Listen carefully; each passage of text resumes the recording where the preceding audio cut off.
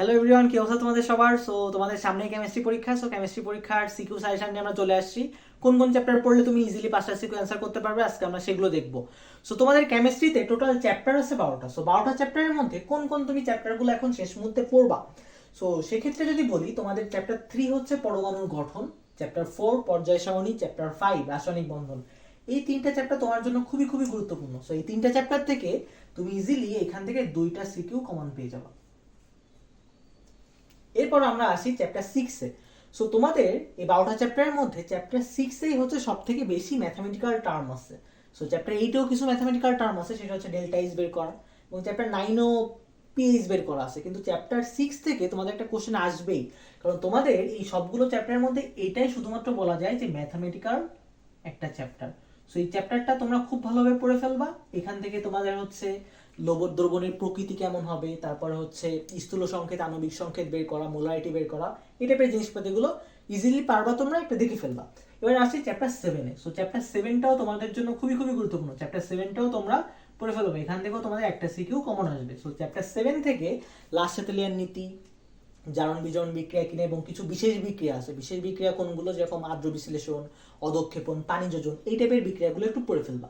এরপর আসি chapter 11। So chapter 11টা খুবই খুবই গুরুত্বপূর্ণ একটা চ্যাপ্টার, মানে জৈব যৌগ। সো জৈব যৌগ, এখান থেকে তোমাদের একটা সিকিউ তো কমন আসবেই। কোন কোন বোর্ডে কি হতে পারে, এখান থেকে 2টা সিকিউ আসতে পারে কম্বাইন করে। সো কেমিস্ট্রিতে একটা যে জিনিসটা দেখা যায়, সেটা হচ্ছে অন্য চ্যাপ্টারের সাথে কম্বাইন করে সিকিউ চলে আসতে পারে। সো চ্যাপ্টার 11 থেকে একটা সিকিউ আসবে, এবং অন্য একটা সিকিউ দেখা গেল চ্যাপ্টার 12 এর সাথে কম্বাইন করে চলে আসতে পারে, বা চ্যাপ্টার 6 এর সাথে কম্বাইন করে চলে আসতে পারে। সো এজন্য চ্যাপ্টার 11টা অনেকের কাছে কঠিন লাগলেও এটা খুবই ভালোভাবে পড়তে হবে। চ্যাপ্টার 11-এ কিছু কিছু তোমাদের বিক্রিয়াগুলো আছে, যেরকম অসম্পৃক্ততার পরীক্ষা, তারপর হচ্ছে তোমার পিবিসি তৈরি, তোমার হচ্ছে পলিথিন তৈরি, পলিপ্রোপিন তৈরি, তারপরে কিছু তোমার হচ্ছে প্রস্তুতি আছে। এই টাইপের বিক্রিয়াগুলো তুমি যদি দেখো, তাহলে ইজিলি তুমি চ্যাপ্টার 11টা পেরে যাও। সো চ্যাপ্টার 11টা খুবই গুরুত্বপূর্ণ চ্যাপ্টার, এটা তোমরা পড়ে ফেলবা।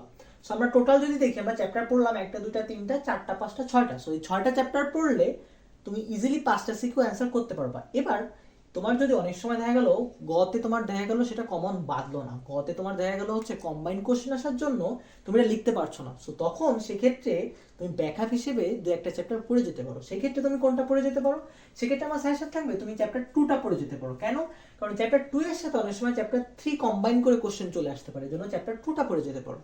আরেকটা চ্যাপ্টার পড়ে যেতে পারো, সেটা হচ্ছে চ্যাপ্টার 8। সো চ্যাপ্টার 8টাও একটু পড়ে যেতে পারো। চ্যাপ্টার 8 এর হচ্ছে তোমাদের হচ্ছে গ্যালভানিক কোষ, তোমার তড়িৎ বিশ্লেষ্য কোষ, ডেল্টা এইচ এর মান বের করা, এটা একটু পড়ে যাবা।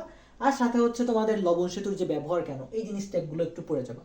এরপর বাকি থেকে 9 10 12। সো আমার সাজেশন থাকবে 9 10 12 এর মধ্যে তোমরা যেটাই পারো সেটা পড়ে যাও।